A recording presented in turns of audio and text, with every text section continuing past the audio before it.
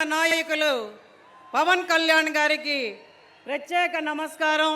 జయకేతనం సభ వేదిక మీద నుంచి, అలాగే వేదికను అలంకరించిన మిగిలిన పెద్దలందరికీ, వేదిక ముందున్న రెండు రాష్ట్రాల జన సైనికులకి, వీర మహిళలకి ప్రత్యేక ధన్యవాదాలు. ముందుగా ఒక వీర మహిళగా నాకు అరుదైన అవకాశాన్ని, గౌరవాన్ని ఇచ్చి స్టేట్లోనే నెంబర్ 1 స్థానంలో నా పేరుని డిక్లేర్ చేసి, జనసేన వీర మహిళలంటేనే ఎంతో గౌరవాన్ని ఇస్తుందని ప్రూవ్ చేసి అఖండ మెజారిటీతో గెలిచేటట్టు వెన్నంటే ఉంటూ ఎన్నికల సమయంలో ఎంతో చేయూతనిచ్చిన మహానాయకుడు ఆయనకి మరొకసారి మీ అందరి తరఫున ధన్యవాదాలు తెలుపుకుంటున్నాను. ఇంకా నెల్లిమర్ల నియోజకవర్గంలో జనసేన గెలవదు, ఆవిడ రాదు అని అందరూ అంటుంటే, ప్రపంచ నలుమూలల నుంచి జన సైనికులందరూ స్పందించి గెలవాలి, గెలిచి తీరాలి అని నా వెంటే నడుస్తూ అందరూ వచ్చి తమ ఓటు హక్కుని వినియోగించుకున్నందుకు మీ అందరికీ సభావేదిక మీదుగా ఇంకొకసారి ధన్యవాదాలు.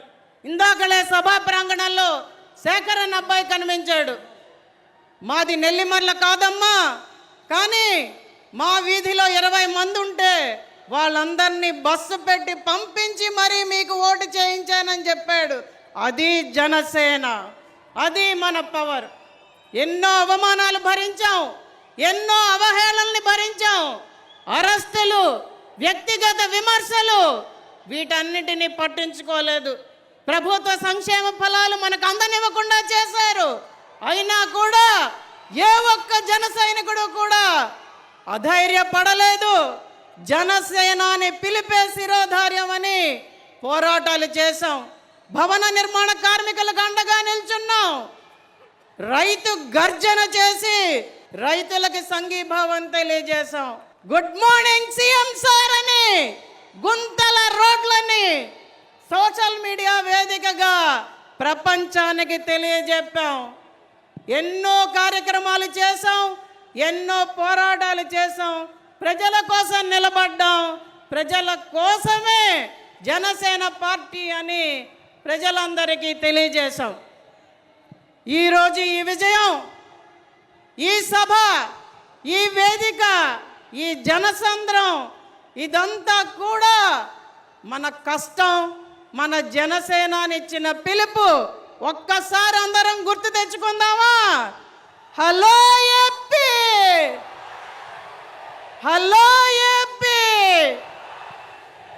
నాకు చాలా ఇష్టం. ఇందాక చూపించారు, వైసీపీని రానివ్వను, అధపాతాళానికి తొక్కుతాను. ఆయన మళ్ళీ ఈరోజు ఆ డైలాగ్ మనందరికీ వేదికగా చెప్పాలని జనసేనాని కోరుకుంటున్నాను. ఇప్పుడు మన కర్తవ్యం, బాధ్యత పెరిగాయి. నవశక నిర్మాణానికి మనం కష్టపడి పనిచేయాలి. మనం పోరాటం ఆపడానికి వీల్లేదు. స్వర్ణాంధ్రప్రదేశ్ నిర్మాణానికి చేతులు కలిపి ముందుకు వెళ్ళాలి. ప్రతి ఒక్కరిని పార్టీలోకి ఆహ్వానించాలి. అందరం కలిసి అన్నదమ్ములుగా ముందుకెళ్ళాలి. మనమందరం కలిసి యువత బంగారు భవిష్యత్తు అన్న మన జనసేనాని మాటని నిజం చేసేటట్టుగా పనిచేయాలని పిలుపునిస్తూ నాకు ఈ అవకాశం ఇచ్చినందుకు అందరికీ ప్రత్యేకంగా ధన్యవాదాలు.